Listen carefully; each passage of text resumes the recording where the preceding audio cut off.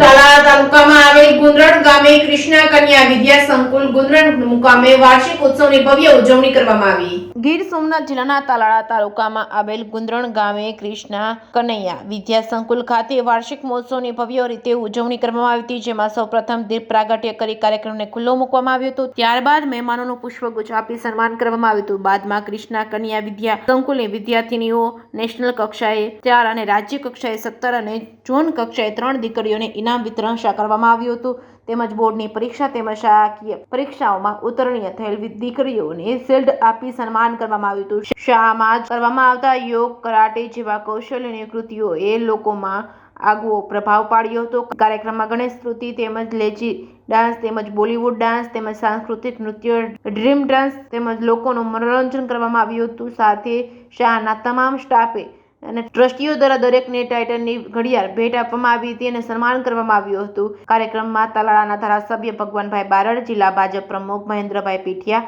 વિક્રમભાઈ પટાટ, પરબતભાઈ ચડેરા તેમજ સમાજના આગેવાનો, દીકરીઓના વાલીઓ ઉપસ્થિત રહ્યા હતા અને કાર્યક્રમ શાંતિપૂર્ણ નિહાળ્યો હતો। Reporting by Kalu Ahir Dev.